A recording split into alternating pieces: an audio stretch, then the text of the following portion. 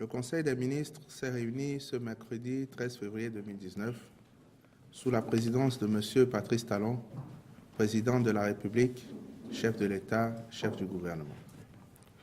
Au cours de la séance, les décisions ci-après ont été prises.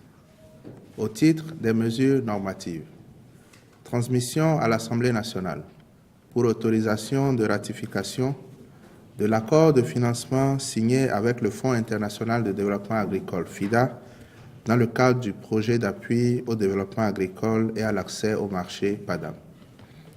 L'objectif global du projet est de contribuer à la réduction de la pauvreté rurale à travers la promotion de 3 filières agricoles conventionnelles porteuses de croissance que sont le riz, le maïs et le manioc. À cet effet, il permettra d'améliorer durablement la sécurité alimentaire et les revenus des petits agriculteurs, notamment les femmes et les jeunes de la zone d'intervention du projet. De façon spécifique, il favorisera, premièrement, l'accès des petits exploitants aux intrants et aux services de conseil de qualité. Deuxièmement, le développement des infrastructures d'irrigation et l'installation de marchés. Troisièmement, l'appui aux investissements de transformation et de commercialisation. Et enfin, quatrièmement, le renforcement de la capacité des organisations professionnelles à fournir des services efficaces à leurs membres. Le coût total du projet est de 104,4 millions de dollars, soit environ 60 milliards de francs CFA. Le présent accord de financement, soumis à ratification, porte sur un montant total de 17 475 millions de francs CFA, dont une moitié en prêt et l'autre moitié en dons. Le reste du financement est pris en charge notamment par le Fonds OPEC pour le développement international, d'autres institutions financières, le budget national et les bénéficiaires. Au titre des communications, mise en place d'un système intégré de gestion des ressources humaines et de la paix au Bénin. Le gouvernement a engagé en octobre 2017, avec le soutien de l'Union européenne, l'étude de faisabilité pour la conception de cet outil en vue du renforcement du système des finances publiques. L'étude, déclinée en 5 volets, vise à appréhender la gestion des ressources humaines de l'État et des finances publiques dans leur globalité et à proposer des options de mise en place d'un système intégré.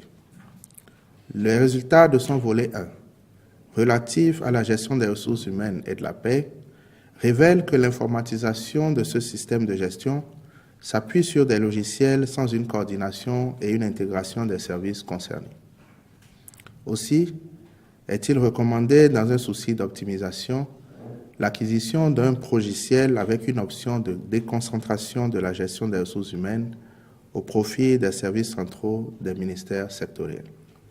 Elle offre également l'avantage de passer à une réforme globale de la gestion des ressources humaines pour accélérer le processus de sa modernisation afin de renforcer la transparence et l'efficacité. Le Conseil a instruit les ministres en charge du dossier de poursuivre les négociations avec l'Union européenne dans le cadre du 11e FED en vue de la mise en place effective d'un système intégré de gestion des ressources humaines et de la paix. Compte rendu d'étape de la réforme du secteur de l'enseignement et de la formation technique et professionnelle. Le gouvernement a décidé d'engager la restructuration profonde du secteur de l'enseignement technique et de la formation professionnelle pour en faire un levier de développement et de création d'emplois. Conformément au cahier des charges du comité mis en place à cet effet, diverses activités ont été déjà menées. Elles ont permis d'obtenir un consensus avec les parties prenantes sur l'orientation politique et technique de la conduite de la réforme, un consensus sur les modalités de prise en compte des exigences du gouvernement, des projets de documents de base, la formulation d'une nouvelle proposition d'appui de la part des partenaires techniques et financiers et le principe d'organisation dans les tout prochains jours d'un atelier de haut niveau sur le processus.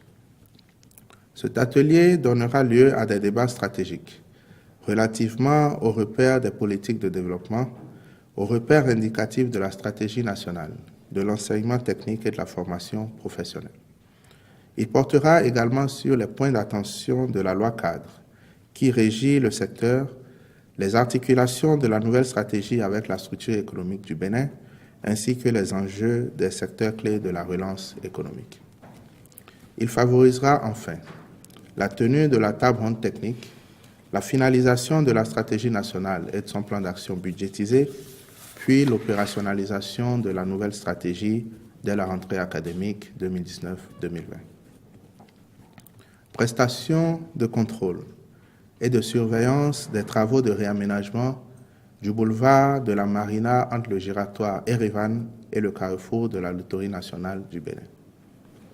Le boulevard de la Marina, long de 5,7 km, sera entièrement réaménagé ainsi que l'a voulu le gouvernement. Compte tenu de sa position stratégique et en raison de ce qu'il dessert plusieurs administrations publiques, des missions étrangères, des établissements publics et privés, les travaux seront exécutés sans interrompre la circulation.